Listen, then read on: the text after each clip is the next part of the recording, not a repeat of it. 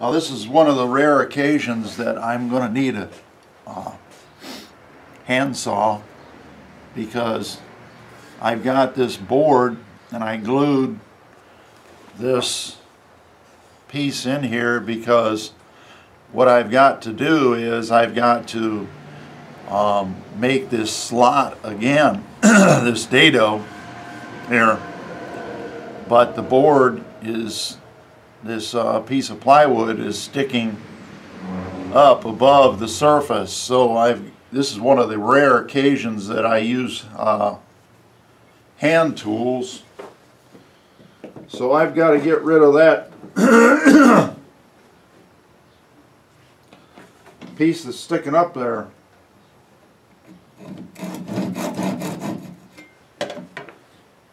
You got to make sure you got it in there tight.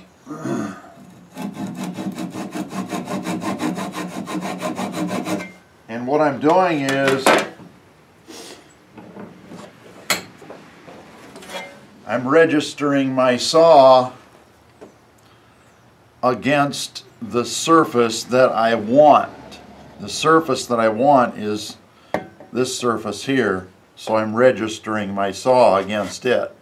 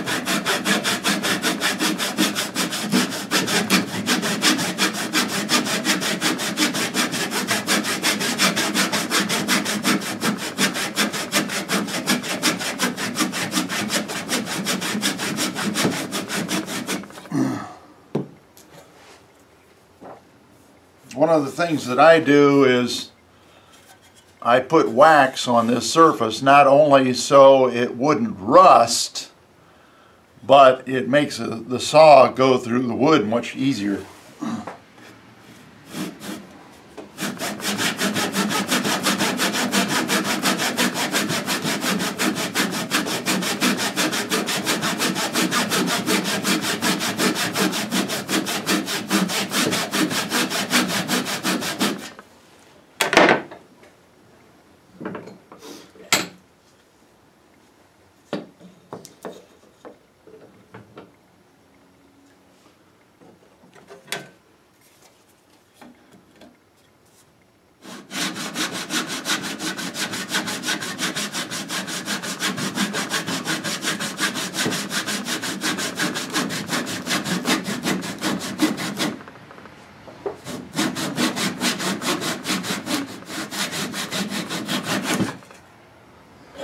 There you go.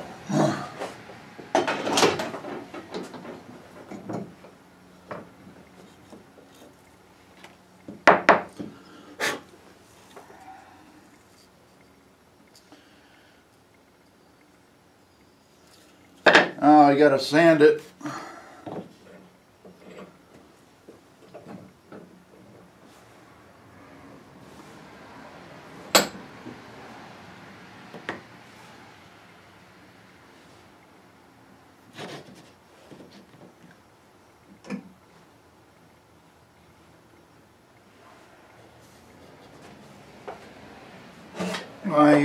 I use a belt sander. Oh.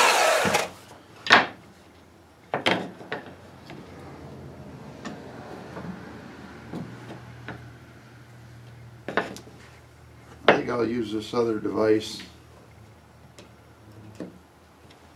in there.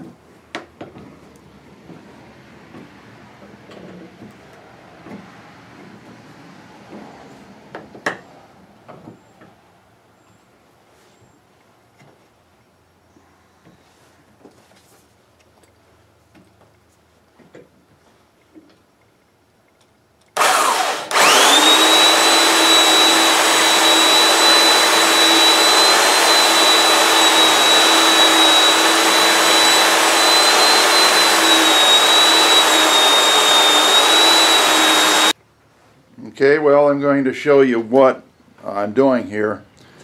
This is the runner that I want to install in this dado and a corresponding dado in this piece right here.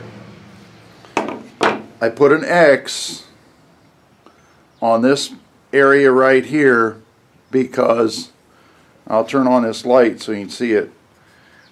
I put an X on this area right here because I put paraffin.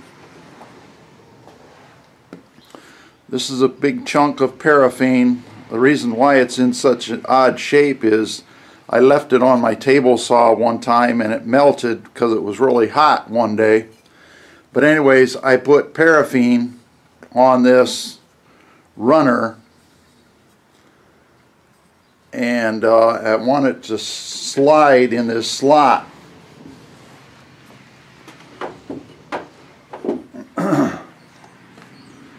So now I'm going to take my piece that I have here that has the extra material glued into it, and I'm going to widen this dado so that this runner fits in it.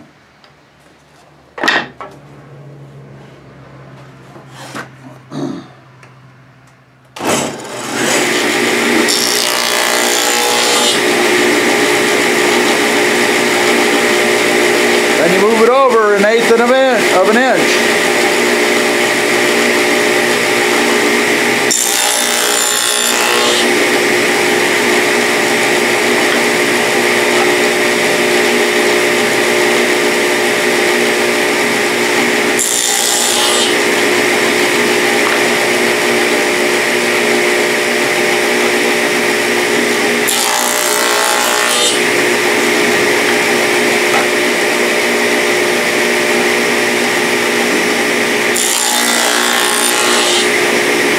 Move it over 1/8 of an inch because that's the width of my table saw blade.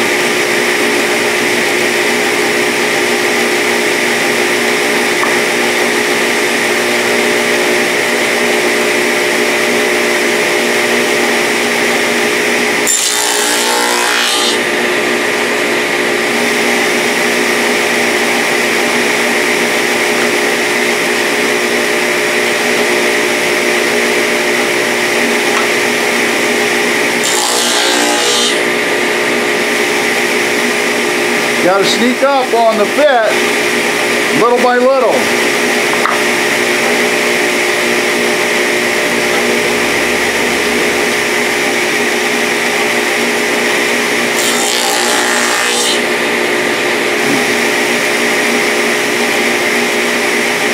Right there. Fits in there perfect.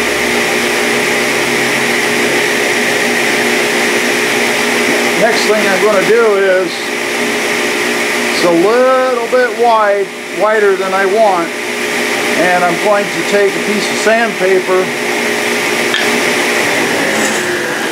I'm going to take a piece of sandpaper wrapped around this runner like this and sand that so that it fits just right. Okay, well, this piece here is like some of the other ones that I have. It has melamine on both sides. This particular one is white, but one of the things you have to do with melamine, when you have melamine coated surfaces on plywood, is there's a little bit of a ridge here where I sawed it. I took this, put it on the table saw, sawed it out, but it left that ridge there. So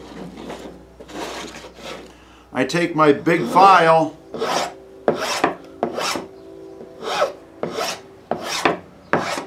by the way, a file is the best way to trim formica or melamine.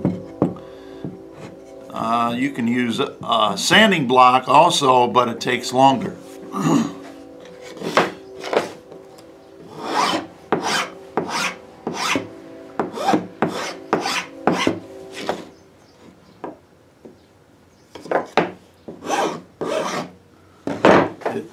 leaves sort of a rough surface on there. So you got to sort of file it down.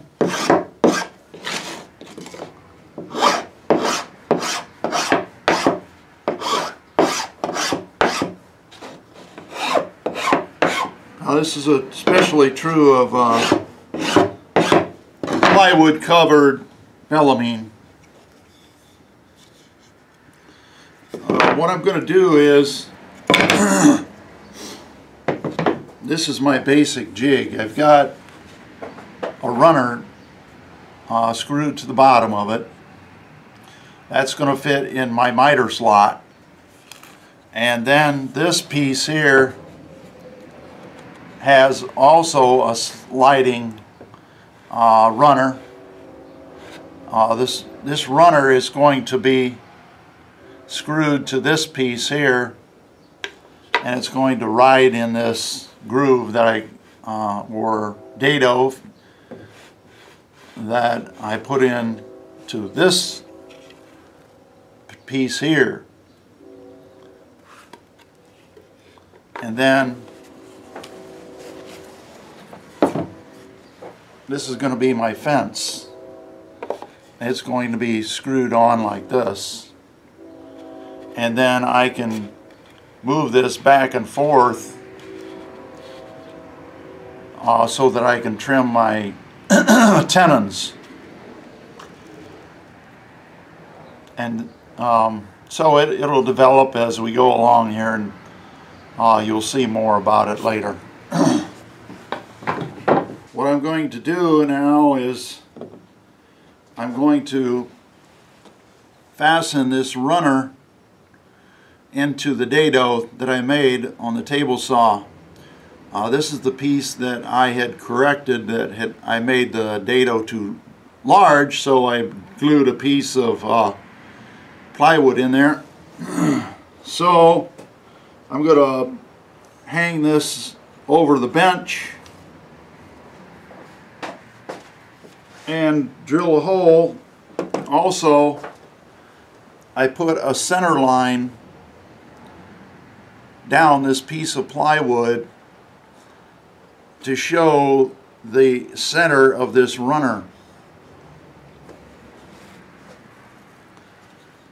So now I'm going to drill a hole to fasten it.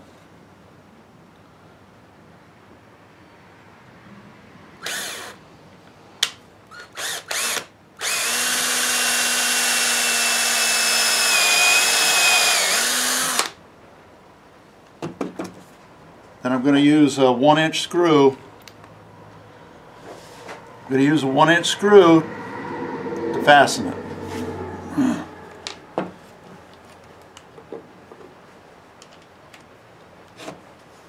And I got a quick change attachment to my drill.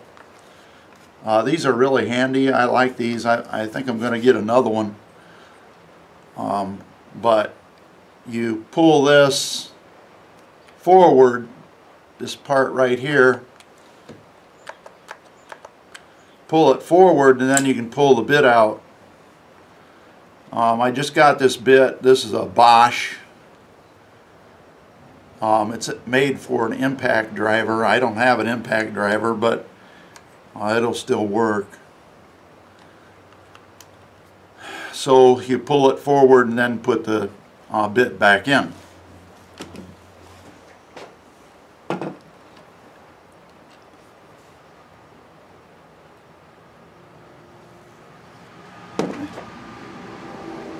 You got to kind of watch your screws, because sometimes you get some mixed in. I have a screw holder with all these compartments divided.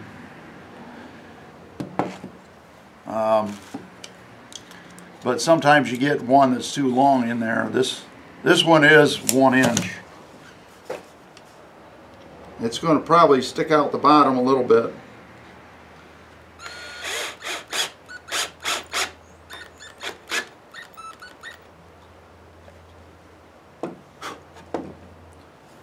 Yeah, I was right. It did stick out the bottom just a little bit. Right there. So I'll sand that.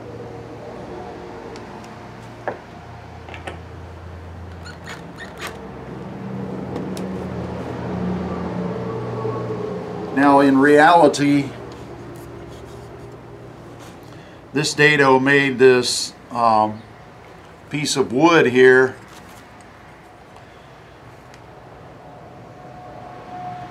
it made it less than a half an inch.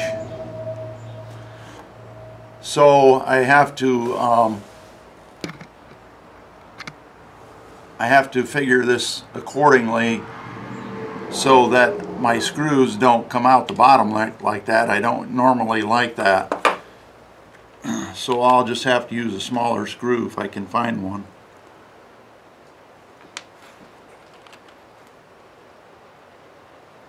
Yeah, something like that.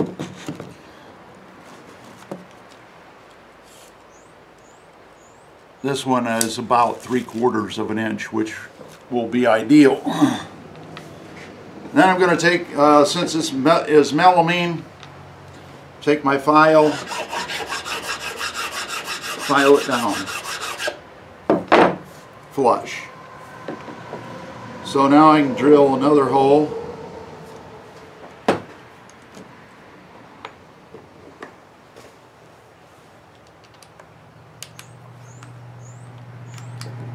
And put in my countersink bit.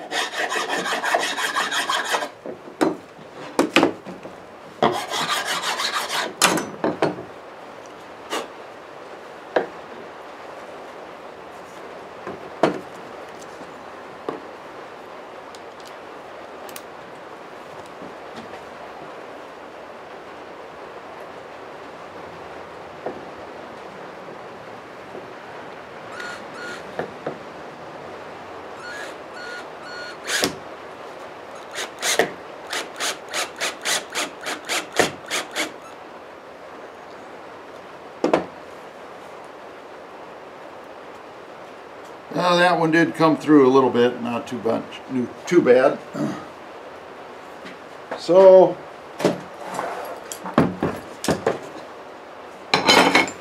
sometimes this isn't very good on your belt sander, but I'm going to do it anyway.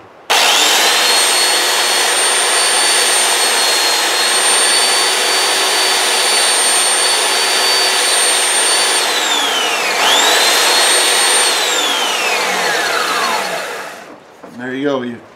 I sanded it flush with the surface. I'm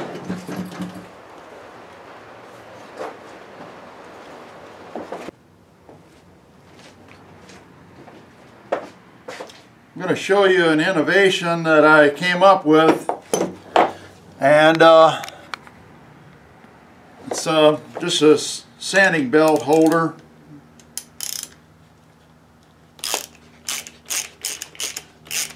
Just loosen it up, and I'll show you exactly how it works. And maybe you can improve on the design. Maybe you like the design that I have.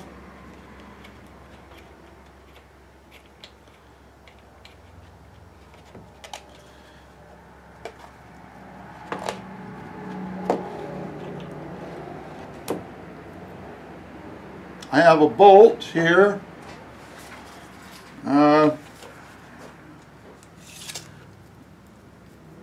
This bolt is 2 3/4 inches long.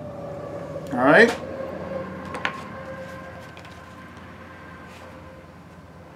And then there's a wedge in here. You have to kind of pound it out a little bit.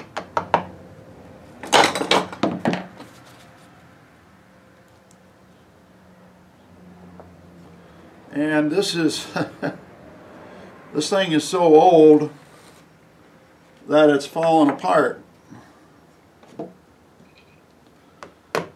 So we might do a little bit of work here, try to get it back together again.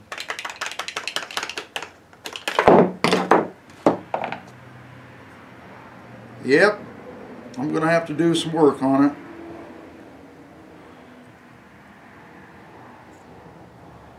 One of the faults that I have here is that I didn't use plywood, and this thing, because it has so many holes and stuff in it, it just came apart. It's no good.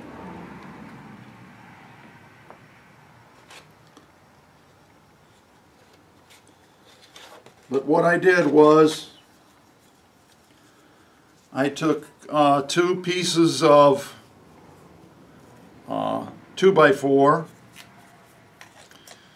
and I inlaid a piece of steel. I tapped and threaded it right here, and I inlaid it in this 2x4 here, and then I secured it on one end with a screw right there. Alright, and then, though this fell apart, I'm going to have to remake another one. But I took this piece of wood, I cut 2 slots in it with my slot biscuit joiner right there, and then 2 corresponding slots in these pieces here.